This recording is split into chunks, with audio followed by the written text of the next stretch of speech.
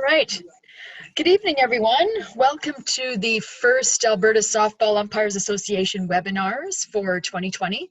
This is the second edition of our conferencing topic. We did this webinar for the Softball Canada webinar series. This one's going to be a little different though. It's going to have some video footage in it, so I think it's going to be a little better than the first one. It will be a little bit longer, so our first one was 26 minutes. This one will be about 35, and we'll have time for questions after, but welcome. We're really happy that you could join us. So who's talking to you tonight? Well, if you don't know us, your education co-chairs, myself, Frankie Billingsley from Edmonton, Alberta, and there's some information about me there, and my partner. I'm Chris Hartley from Calgary, Alberta, and again, some information there. So here's our agenda for tonight. Again, we're going to go through some context and rationale as to why we chose this as a topic. We're going to focus a little bit on the pre-game conversations and how the pre-game assists with this topic of conferencing. We'll do a how-to or a guide to conferencing. We'll have some video examples of when to and when not to conference, and we'll do some analysis of those videos and discuss that. We will do some stuff on how to avoid conferencing. We'll do a little food for thought, some concluding comments, and a question and answer period at the end. Again, as previously stated, this is going to be recorded and posted to the ASUA YouTube channel and through social media to be viewed later on for other members. And we are have you muted until the question and answer period at the end, where you can either unmute and ask questions or type in your questions at that point. So people might be wondering, why would Chris and I choose conferencing as a topic to do for a webinar? And last year, if you'll remember, we did illegal pitching, obstruction, and interference, and that was just our first kick at the can last year. And this year, we really used two major things to inform the topics we were going to teach. One of them was observations made by Chris, myself, and other evaluators in the province. And the second were evaluations that were coming in from Softball Canada for people that had traveled to championships. And there is a tendency for officials to conference too often or to conference at the wrong times. And I can assure you, after traveling to New Zealand this past February, that this issue doesn't affect just the grassroots type of umpire. This really is an issue that affects umpires at all levels. And because of that, the footage that you will see in this presentation is all from the championship I was at in New Zealand in February. So I'd like to send a special thanks to the umpiring crew from that particular championship, because they gave their full support and in preparation for this webinar. So a special thanks goes out to that crew. So in addition to that, what's the rationale for conferencing? Like, how does conferencing fit into the overall development of an umpire? So for those of you who might be listening who haven't attended a provincial or a Western or a Canadian, or are getting ready to attend one at the next level, you're evaluated on a rubric. And some of the components of the rubric are game management and presence on the diamond. And really, what we're hoping to achieve are believability, credibility, and have integrity. And the bottom line is we want to get the call right. This presentation will hopefully help to educate you that every single thing that we do on the diamond can enhance or diminish our game management and our presence on the diamond. And that includes conferencing, how we conference, when we do it, how long they are, how the coaches and players react once the conference is over. All of those pieces help to build and enhance our presence or diminish it. So with that said, turn it over to Chris. So when we look at pregame preparation, we always talk about at clinics how it's important to get to the field early enough, not last minute. A minimum of 30 minutes is typically something that is set at a clinic. And that is obviously to get yourself physically prepared, mentally prepared, get dressed, changed, whatever it might be. And then it allows you some time to go over some potential situations with your partner or partners, depending on if you're working 2 umpire to 4 or 6. And one of the things that you should be discussing, or a few of the things that you should be discussing during the pre-game chat or conference with your partners before you've gone out to the field, is a few situations that might result in a conference being needed. Whether it be appeals for tag ups and missed bases, whether it be the catch, no catch situations, fly ball, line drive coverage, depending on the situation with rotations and starting positions. And then the big one is like a batted ball hitting a batter in a batter's box. That is a situation that, we as partners should make sure that we communicate and talk about that, because, when I'm running a pregame conference with my partner or partners, I'm going to have that conversation with them about the fact that, hey, if you see a batted ball hit the batter in the batter's box, come up and kill it right away, regardless if you're the base umpire. I know that if they're going to do that, because again, if they see it, they're going to call dead ball and stop the play. If I know that, and we've discussed it before the game, later on in the game when we have that situation and the coach thinks the ball hit his batter, or he's trying to argue that the offense coach is trying to argue that the ball hit his batter, and none of us came up with it on the field, this will quickly avoid that conference, because I can just go to the coach right away and just say, Coach, we talked about this play specifically before the game. And if they would have seen it, they would have called it. So I'm not, as a plate umpire, I'm not going to go get help. I don't need to, because they would have called dead ball had they seen it. And they obviously didn't, because they didn't kill the play. So right there, we've alleviated the necessity to have a conference, because we've pre-gamed that specifically. We've talked about who's got the tag ups and missed bases at the various bases, depending on the situation. The line drive or fly ball coverage, those, like, is it trapped or not situations, all those things. So that's, again, the importance of the pregame is huge, and you'll hear that theme throughout this whole presentation. Now, when we look at a how-to or a guide to conferencing, there's a few things that we want to look at. And a lot of these examples that you're going to see tonight on the videos, you'll see some of the stuff being demonstrated and some of the stuff not being demonstrated. And again, some of that is partially due to language barriers with the international umpires being involved, where English is not the first language.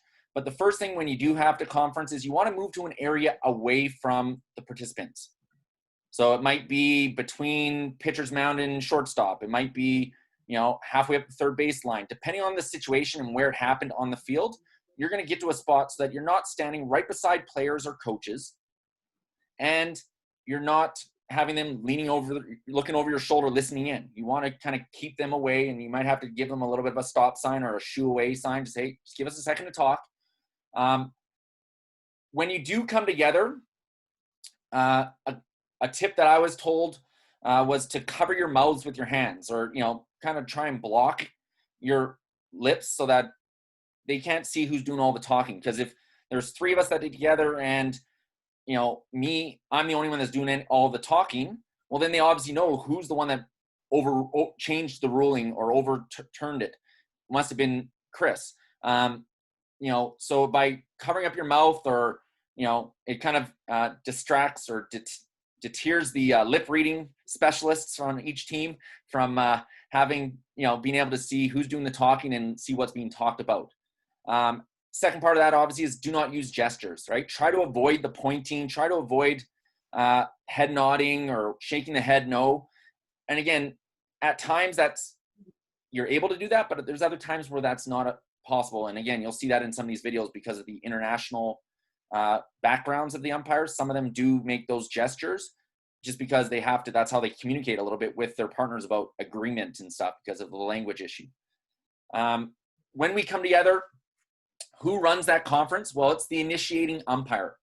So the initiating umpire is the umpire who says, hey, let's get together.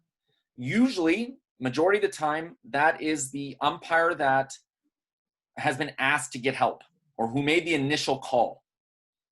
There are a few small situations where it might not be, but for the most part, it's the umpire who made the initial call. The coach has come out and asked them, to get help, and they've decided to, hey, let's get together and we'll talk. So the initiating umpire is the one that will run that conference, do the most of the talking initially. They're the ones that use clear, concise questions. So they want it to be, in order for these conferences to be brief and to be clearly done so that there's not confusion amongst the members of the crew, you want it to be clear and concise and quick. And then once we've come up with a ruling, determine what it is, whether it's upheld as is or overturned or changed. At that point, the umpire that makes the ruling will be that same umpire that initiated the conference or made the initial call. Because again, they're the ones that are running that conference.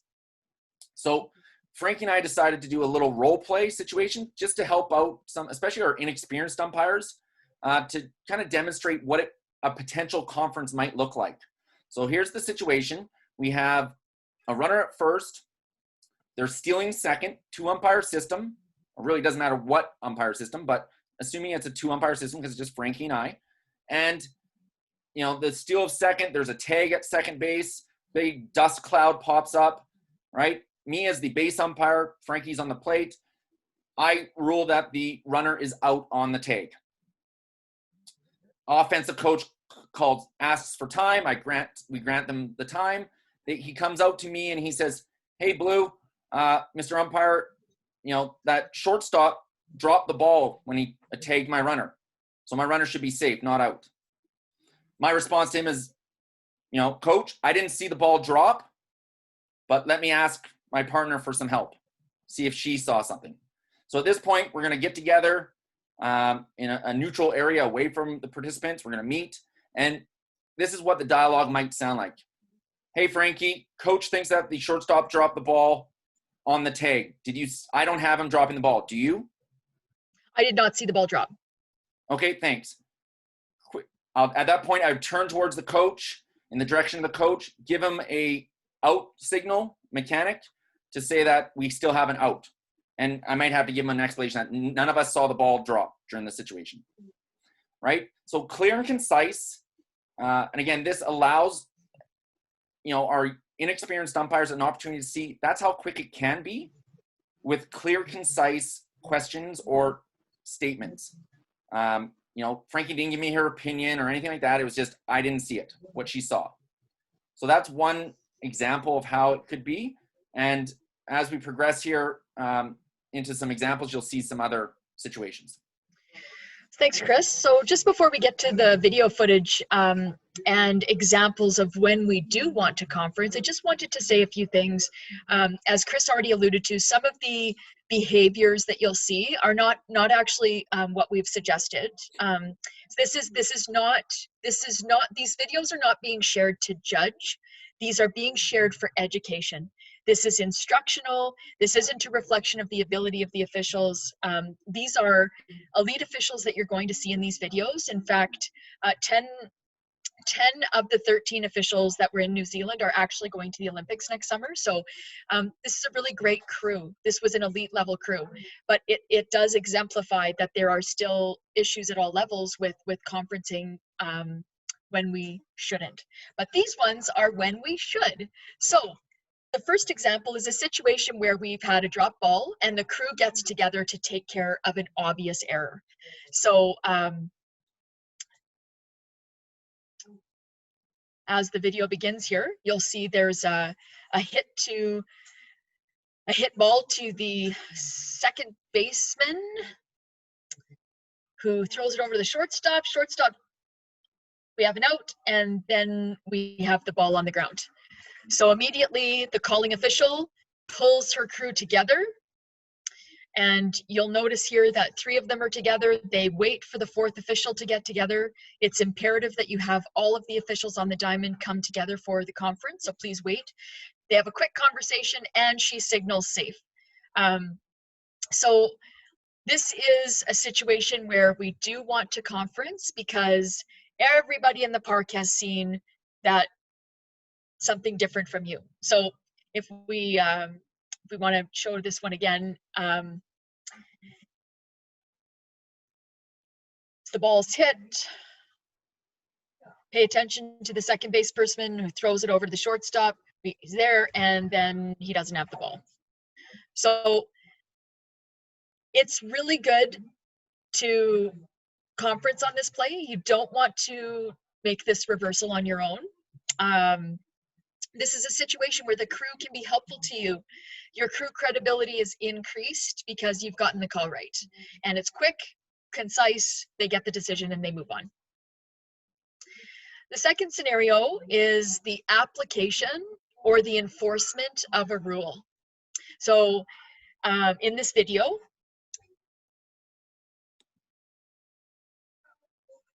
I'm actually on the plate in this game. This is the US versus Japan. The batter runner bunts the ball, or it's a slow grounder. And I don't notice that he backs up towards the plate. So I signal fair. I run back to my position like everything is good to go. The runner from first has proceeded to second. And then the third base umpire on the diamond actually calls time and pulls us together for a conference. The third base umpire in this game had a perfect view of the batter runner backing up. So he sends the runner back to first base. Of course, the American coach now has a question. And then I go over to the scorekeeper and tell them what's happened.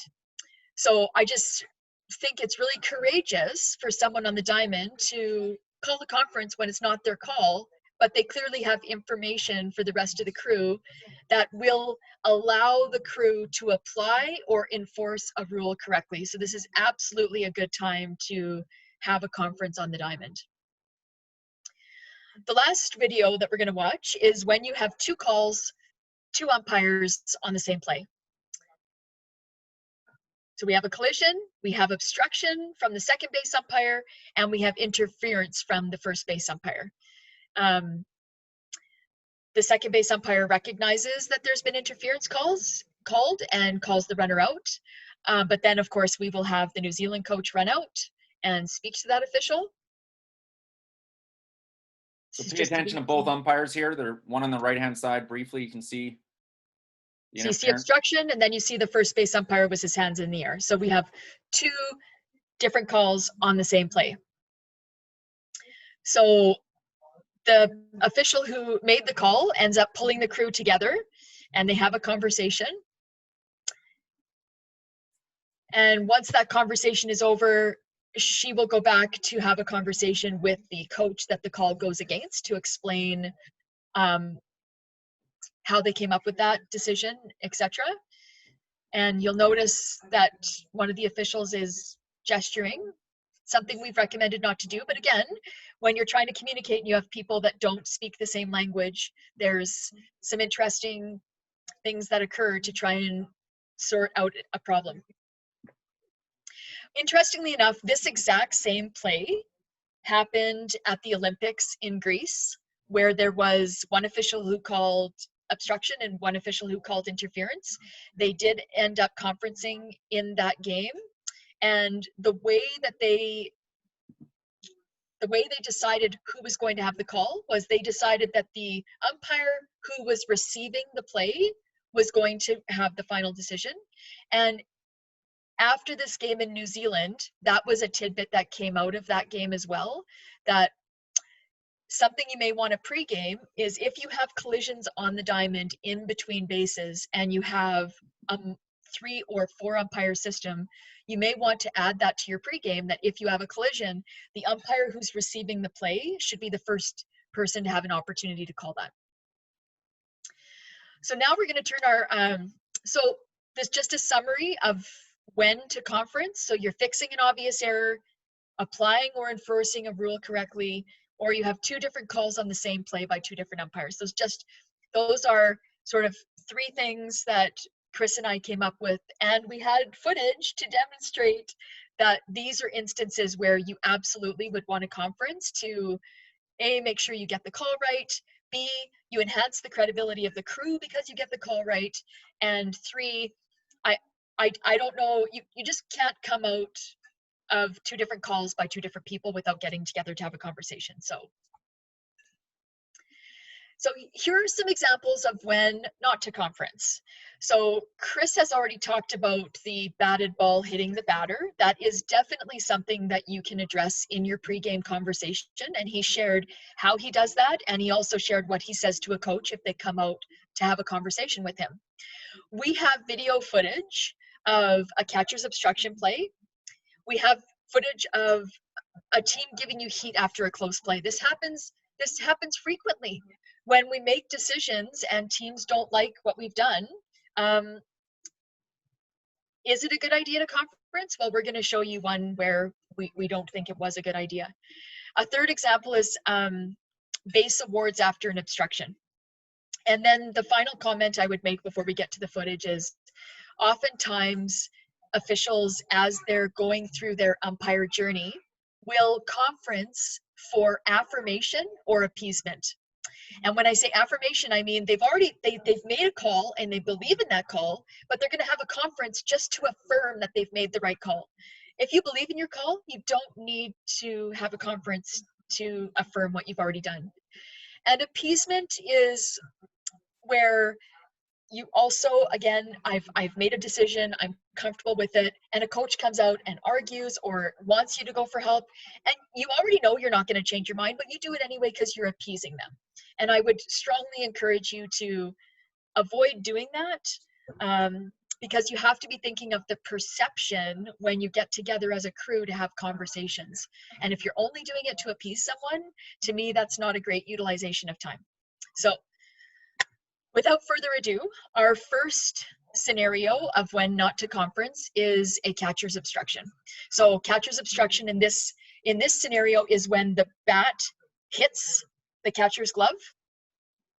So the batter turns to the plate umpire right away and he's pointing to his bat. The plate umpire calls time and he brings the crew together. I was on this game, I was on second base in this game, and I can assure you from second base, I can't tell if the bat has hit the catcher's glove or not. So when we got together, the plate umpire wanted to know if we had catcher's obstruction. And from second base, I didn't. This is another, what I would consider kind of lengthy conflict. It was a little longer than it probably needed to be, but again, we have a couple of umpires that don't speak English, so a little bit longer to make sure everybody understands. I have to admit, I was a little surprised that the batter runner was being awarded first base because I didn't think he had been obstructed, but what I didn't realize until after the game was that the umpire was calling us together for a conference because he already knew it was catcher's obstruction. He just wanted to make sure that we also had that. So I just would, in this scenario, caution you, everything that happens around the plate is the plate umpire's responsibility. And when you conference and come up with a call out of the conference, you put your partners in a very dubious position. So if I was the other team, I would be coming out and saying, well, which one of your partners had catcher obstruction? Obviously it wasn't you because you didn't call it. So who was it? I'd like to go and chat with them.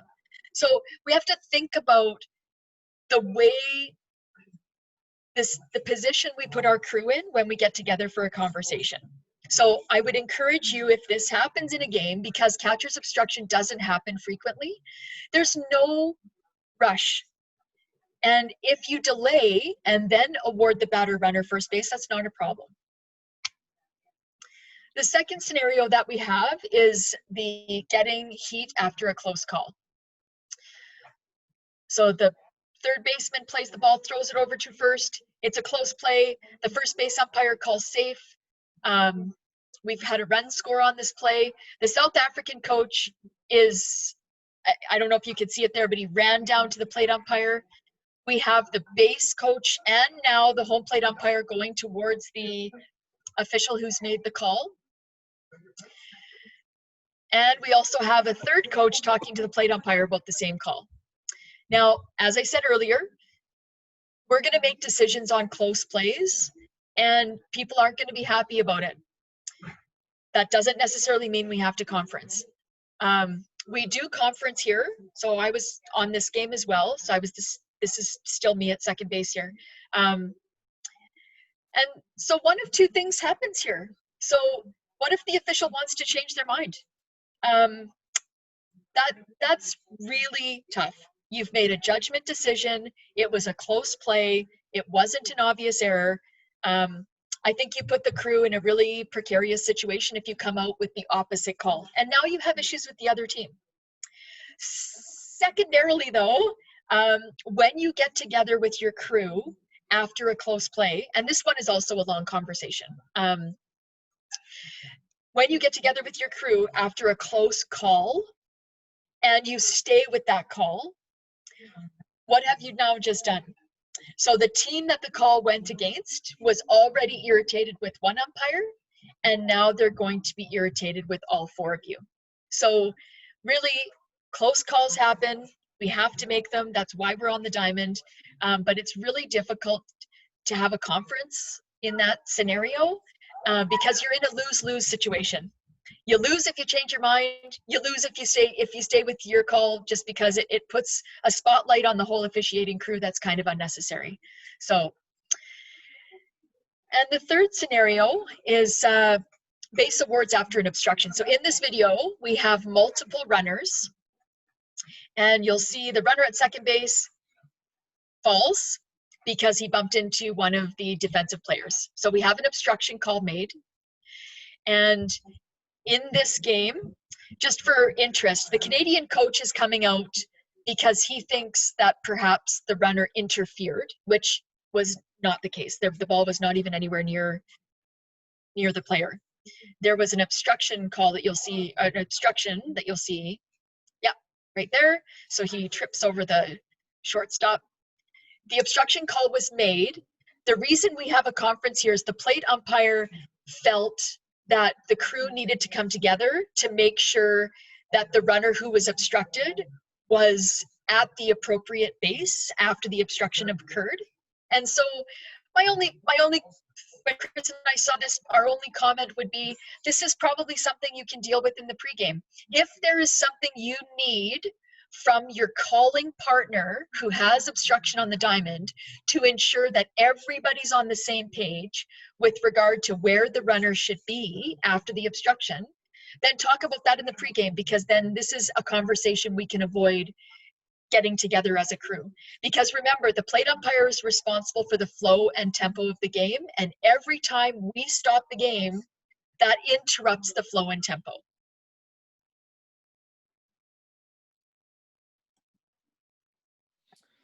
So thanks, Frankie. And again, those are some great examples of when to and when not to. And if we go back to our initial points at the start of this presentation, we talked about the pregame. So a good way to avoid a conference, there's a few ways here that we're giving as tips. First way is obviously have a really strong pregame. And again, we covered off on some of those items. Frankie just alluded to the one about the obstruction or the awarded bases of an obstruction after an obstruction. So those are just some ways that you can prevent conferences from happening. The second thing is focus and concentration. You know, we talk about in clinics all the time about, you know, as umpires, we need to be focused and have concentration from the start of the game right through to the last pitch. The more that we do our pre-pitch preparation by, you know, figuring out, okay, in this situation here, if the ball's hit to right field, I'm going this location. If the ball's hit to left field, this is my responsibility. If there's a ground ball, this is where I'm going to go to, and this is my responsibility. What are the potential options or movements in the umpire system, whether it be 2, 3, 4 umpire system? That makes it so that you are able to move quicker and react faster because you already have put all the options for you as an umpire in your head prior to the ball being hit or put into play, which keeps you in the game, makes you aware of potential situations or scenarios from happening, and that helps with your accuracy of your calls as a crew, because if you're knowing where you should be going, if the ball goes to certain locations on the field, as an umpire, you're able to get into position quicker. You're able to get a good look at the potential call that you're going to have. You're going to be aware of, oh, I might have obstruction at first base on a batter runner rounding first base, heading into second on a double by the first baseman that shouldn't be standing where they should be, whatever it might be. But you'll have less conferences or less questioning by the teams if you're in a good position to see the call and make your call. So if you have a high call accuracy as a crew, like Frankie says, everything either enhances or diminishes. All your actions in the field either enhance or diminish your reputation as a crew out there. So by having good call accuracy and being in the right spot for calls and hustling and all those attributes, your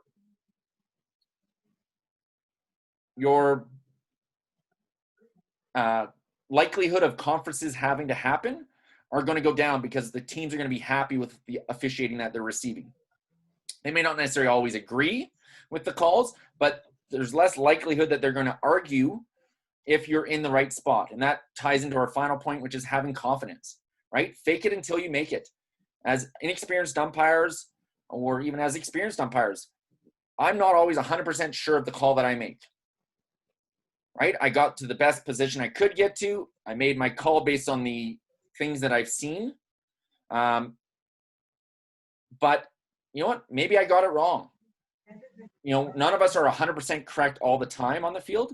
And as umpires, if I have confidence, if I'm in the right spot, if I have a nice, good voice, crisp signal, you know, I look like I saw it, I made a great call, there's less likelihood that someone's going to argue with me than if I'm kind of hesitant, unsure, out of position, all those things.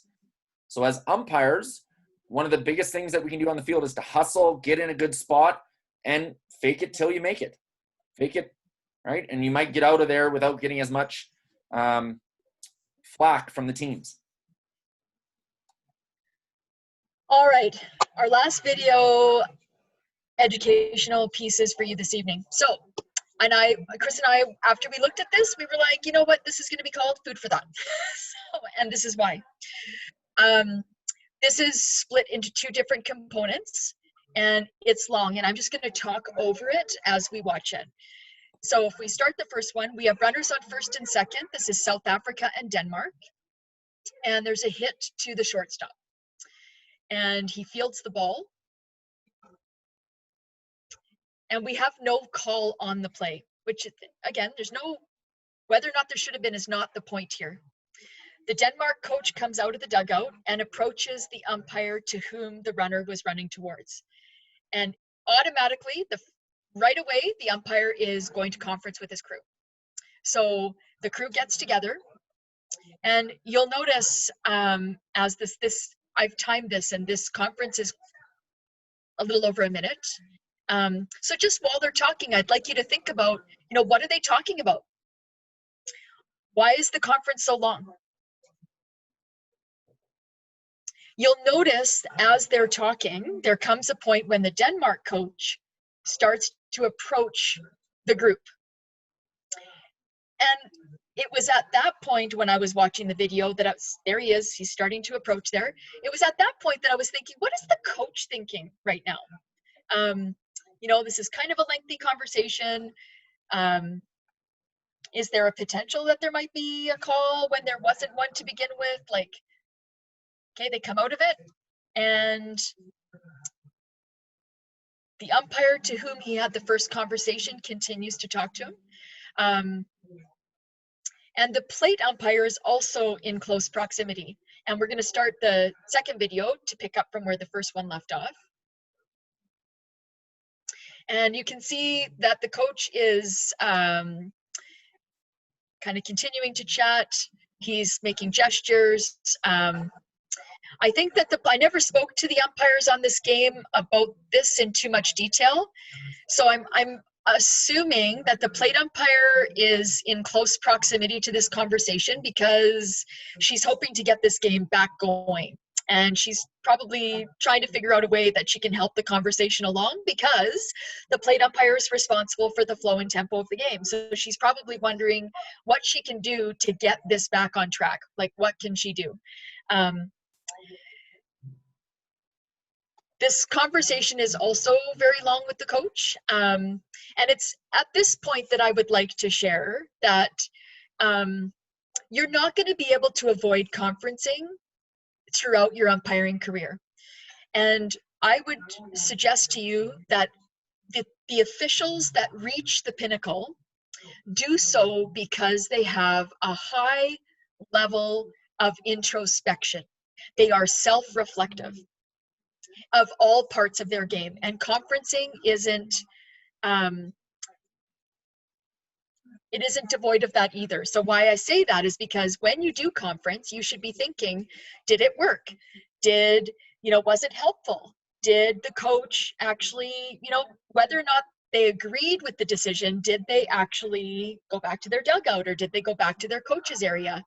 The reason I bring those up is, those questions is, this was a very interesting scenario because the umpire-in-chief of the tournament ended up, as the reason they were the official and the coach walked towards the fence, the UIC, the umpire-in-chief for the tournament, was typically in that booth area, and the coach wanted to speak to the umpire-in-chief.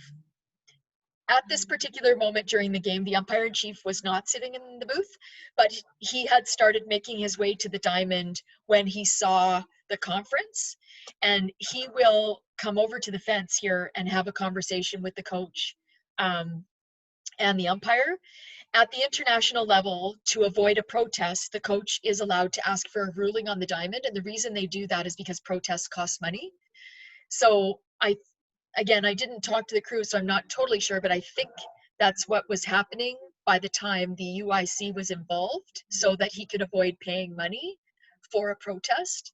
So yeah, I would just encourage you, as you go through your umpiring journey and you do conference, think about, was it helpful?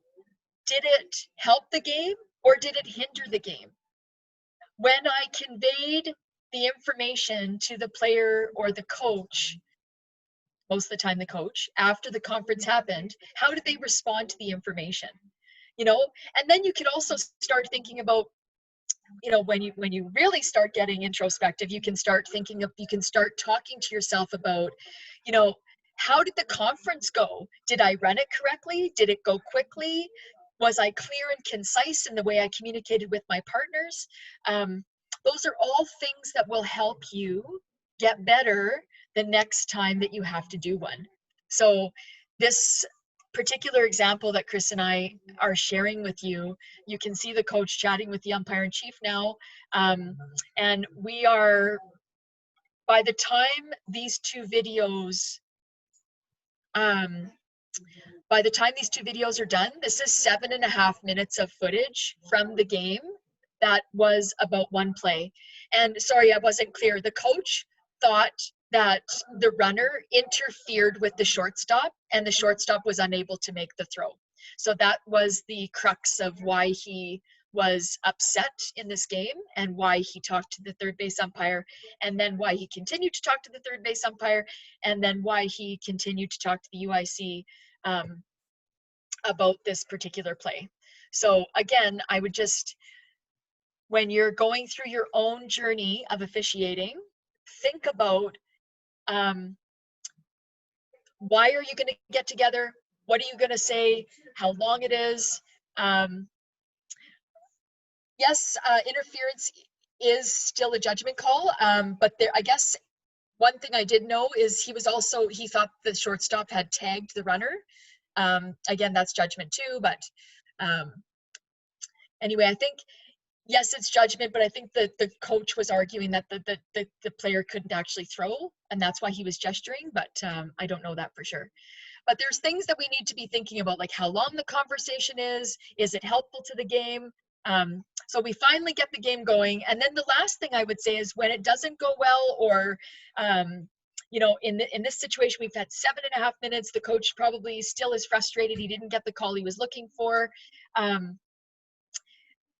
Now you've got a potential situation where if anything else happens in the game, you now have a coach that's a little bit frustrated or already emotional.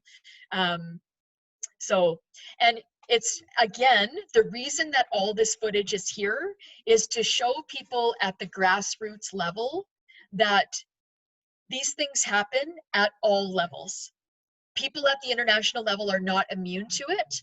And that's actually why I really wanted to put this together, because I knew that this presentation would be helpful for umpires at every single level, because it happens.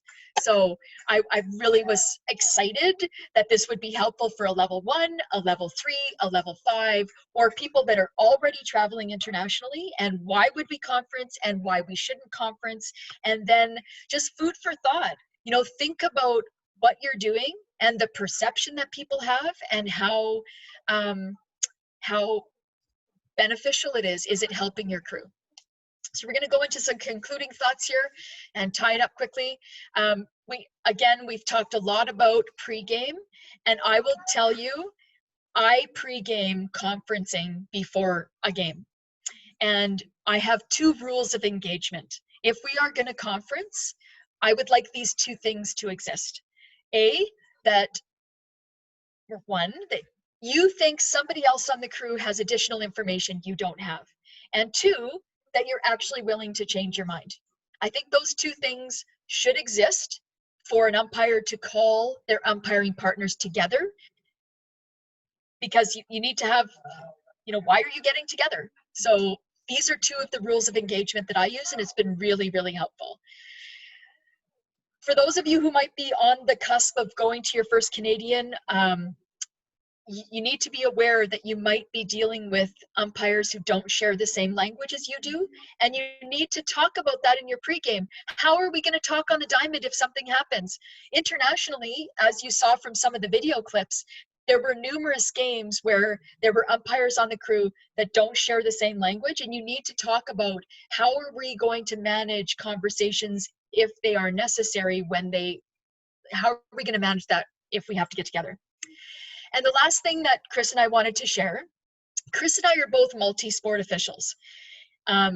Chris is a hockey, baseball, softball. I'm basketball and softball. And in other sports where there's a lot of contact, football, hockey, basketball, rugby, I think the officials in those sports do a little bit better job of preparing themselves mentally to expect the unexpected, because the participants are so close in proximity to one another, you never know what's going to happen. And we really thought it would be helpful to share this with you, because I think if we add that to our mental preparation before games, we might not be caught off guard when some of these unusual things happen. Because we also were chatting that we think people conference in softball when unusual things happen. So if we start thinking like expect the unexpected, and we pair that with pre-pitch preparation, we'll be in a much better position to employ some of the tactics and incorporate some of the things that we've reviewed tonight for you. Thanks, Frankie. So again, this is where we're going to open up the unmute you. You can put some stuff in the chat box if you'd like. And then obviously at the end of this, we'll thank you for attending tonight, taking the time out of your night to pay attention to this. Hope you've got some value out of it. It will be posted, like we said earlier, to the ASUA Facebook and YouTube channels and whatnot. And of course, if you have any comments, questions, or ideas for future webinars that you'd like to see, please reach out to us by email at education@asua.ca. So again, we are going to unmute you so that you are allowed to, you can unmute yourself if you wish to ask a question. I don't think participants can unmute themselves. Yeah, I've just allowed it, so it should be good. Okay. And like I said, if you have questions, you can also put it in the chat box. And I'm going to stop sharing the screen so that we can address that if need be. Thank you for the comments that are coming in. Chris and I couldn't agree more. Videos just are so awesome in education. So we were really disappointed we weren't able to use the video footage in the Softball Canada webinar. So we were really excited to do this one. I'm glad that people see the videos as helpful.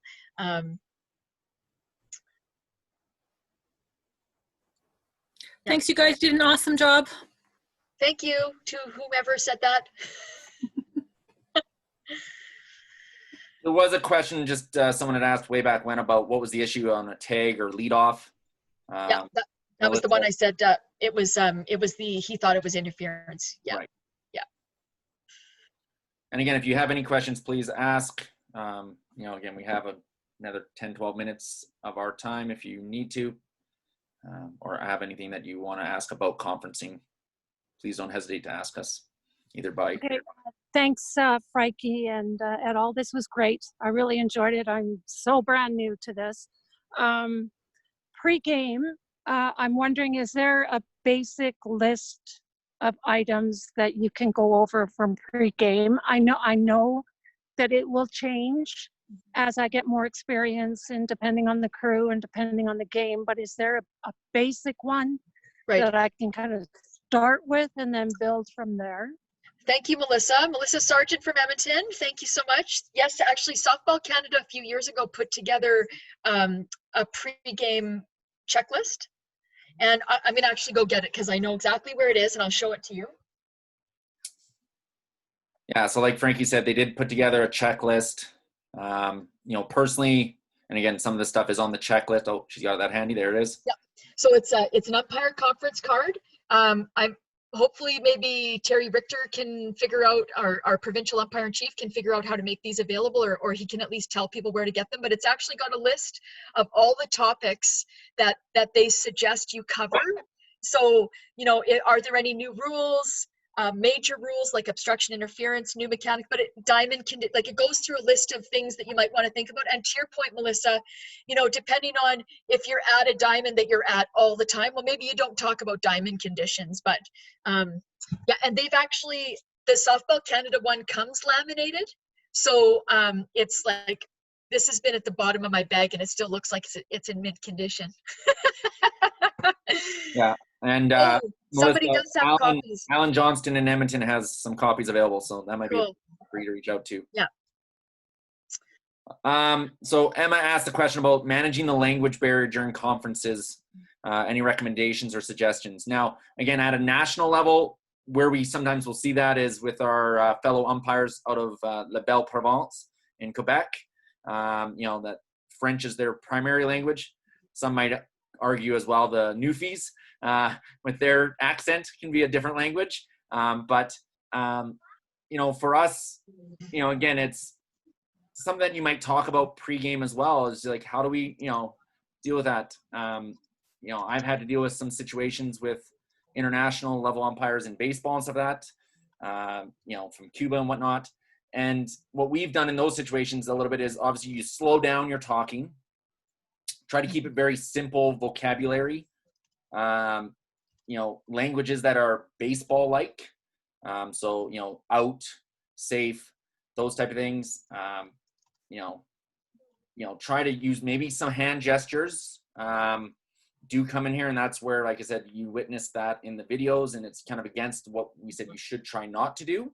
But if you're using hand gestures and you've come together as a crew of 3 or 4, and you've created that little circle, you can use the gestures down lower in between the bodies so that it's less visible to the people outside of that circle.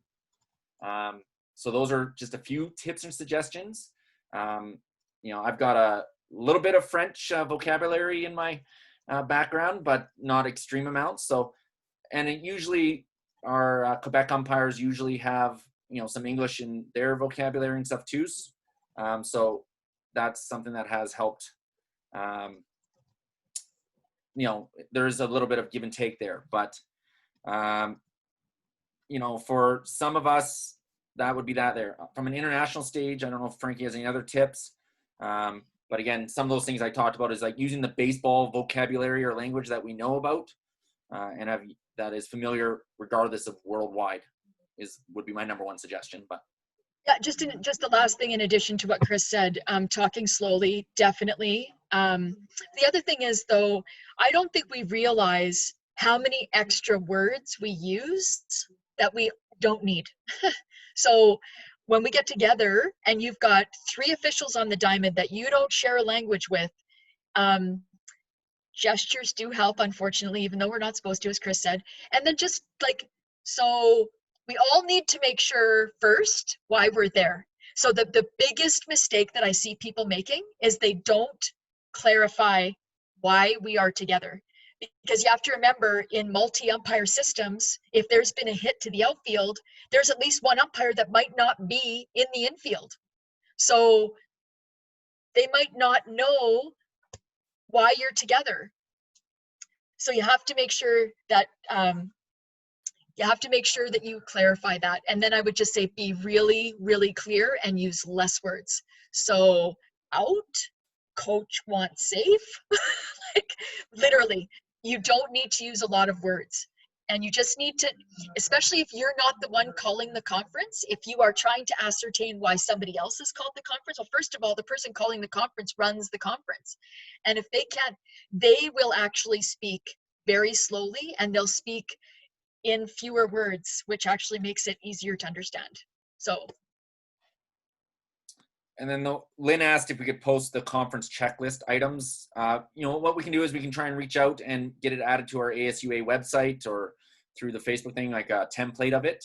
So that some people can always maybe like a PDF or something like that, we can reach out and try and get that so that people can print it off and, you know, create their own or have a copy of it with them if they want. I know, you know, personally, I've used a paper copy of it before they came out with the laminated one. I used a smaller paper copy and just put in my lineup card holder. And that was kind of sitting there always available for me to, before my games, I'd pull that out. We'd go through that, much like at a national championship, that laminated copy, we'll pull it out and we'll go through it before our games at a national so that we're all on the same page. So I just cut and pasted the headings into the chat box, but you know, since pregame has come up, and Chris and I did the first Softball Canada webinar series for umpires. The following week, they did a webinar on pregame, and so because we're talking about it, what I would suggest, if you can, find someone in your association who is a level 3, 4, or 5 that has some experience with traveling, and you know that they run a pretty good pregame. Ask them if you can listen to it. It's amazing what you can pick up listening to another official run a pregame. So yeah, I would definitely encourage that. That's something that, I don't know, Chris, if in hockey that's a big deal, but in basketball it's a big deal. Like, pregame conversations are like, you got to do it before, you know, college and university games. And for people that are coming up through the ranks, it's heavily encouraged for those officials to go and sit in on those conversations to learn. I bet you it's the same in soccer. Melissa's a soccer referee back in Edmonton, and I bet you it's the same there too. Yeah. So. Yeah, with hockey for sure. Like when I worked the Western Hockey League, you know, we're at the rink an hour and a half before the game time, and you know, we get a scouting package or the package that says like last time they played, or else I'd look on the Western Hockey League website and look for their last time they played, see if there was any fights, see if, you know, who's our tough guys on these teams, because a team comes through town that I'm not familiar with. It's like, oh, this guy's got, you know, 140 penalty minutes. Everyone else on the team has 50. Probably the 140 guys, the guy that I want to know where he is on the ice, you know, because I'm going to have to break him up when he goes after someone, right? So those type of things. So, you know, that would be a, you know, definitely the insight or the intel. Even, you know, when I'm working Summer Collegiate Baseball League in Alberta here in Saskatchewan, you know, I look at when did they face each other last? What was their situation? You know, maybe I've talked to the crew, the guys that umpired their game the night before, and just be like, hey, yeah, they had some tension going on, so be aware of this potential situation, you know, beanball, whatever it might be. So all that stuff plays in there. The personalities of the game, you definitely want to know who those players are, and that helps you be aware of the ones that you need to be aware of. So I think we just got an awesome suggestion for our next webinar. Yeah. Yeah, I like that is an awesome, and thank you so much, Lynn, because I can't tell you how many officials in Edmonton, or even when I've traveled to tournaments outside of Alberta, and I working on a crew with people from lots of different backgrounds, and I love it when people say, can I sit in on a pregame? Absolutely, you know. So and I'm kind of known for having a thorough pregame, especially when I'm working with people I've never worked with before, or when you're traveling to a Western or a Canadian or internationally, like, I want to do a good job, and I want to make sure that as the crew chief, if I'm the plate umpire, or as a participating crew member, that we set the crew up to be successful. And the first place you do that is having a really great pregame so that all of the umpires on the crew feel like, okay, well, we know what we're going to do when these things happen on the diamond. And conferencing is one of them. Yeah. You, If I could as, add one little thing to that, like last year at the Senior Men's National Championship up in Grand Prairie, we had about a handful of Alberta umpires on the crew. Out of the 15 or whatever there was, that was 13, I can't remember about that, 12 or 13 umpires. 5 of them were Albertans because we had some fill-in spots. And even though I might have been working a game with fellow Albertan umpire or some of that, who I've, like maybe Daryl Helmer, who I've worked with hundreds of times, because we're both from Calgary, we still had to do a pregame, and you're kind of being assessed as part of the evaluation criteria on your evaluation sheet was pre-games completed? Were they doing that? And, some of the questions that our UIC and deputy UICs asked after the game was like, what do you guys talk about during your pregame? Did you have a pregame? That type of stuff. That was our post-game debrief. So, again, it's extremely important that occurs, even if you're going out for a Wednesday night doubleheader with someone that you do. That might be a smaller pregame because, if I've worked with, I get Daryl Helmer or something like that, who I've worked with tons, it might be as we're walking the diamond saying, okay, this is this, I've got the runner here on this situation, blah, blah, blah, right? It's quick and easy. But if it's with someone who I'm not as familiar with or I haven't worked as many games with, then it's a bit more in depth and longer pregame. Yeah, Chris and I are just trying to give you, these webinars are just trying to give you different tools to put in your toolkit. Because, just try to chunk off one thing at a time. That might be helpful. The pregame is a really interesting one though, because even when I was at the Women's World Championship in Japan 2 years ago in 2018, the first day of playoffs, there was an evaluator who sat in on every single pregame conversation. And their goal was similar to what Chris just said. Not only were they evaluating that people were doing it, but they were actually also trying to ascertain, like, what kinds of things are people talking about? How are they setting up their crews for success? How are they dealing with the language barrier in pre-games? There was one pre-game that I had where my cell phone just about burnt on fire because Google Translate was going in 3 different languages, right? Like, I have to make sure that everybody were on the same page. But I think they were using that as an opportunity to come up with, here are some topics that officials that are at world championship level are covering consistently. So it was a really neat, that was the first time I'd ever had an evaluator sit in with me on one. And I was like, hey, that shows the importance of the conversation. So I think that, yeah, maybe we should do that for our next one, Chris. Maybe at the end of July or beginning of August. Yeah. So we have just hit 8 o'clock, which we wanted to keep it to an hour, just because we don't want to take up too much of your evenings. So again, we do want to thank you again for attending. We want to thank you for your questions. It is going to be posted online for you to check out again if you wish, or share it with others. Please, again, if you have any questions, comments, ideas, other ideas that you'd like to see, send it to education@asua.ca or reach out to one of us privately so that we can, again, continue to help educate the umpires and make our program in Alberta as strong as possible. Moving forward. So thanks again, everyone. Have yourself a great evening. Stay safe, and we'll see you around a ball diamond sometime in the future. Thanks, everybody. Thanks, Chris. Thanks again, you guys. Thank you. Good job. Good job.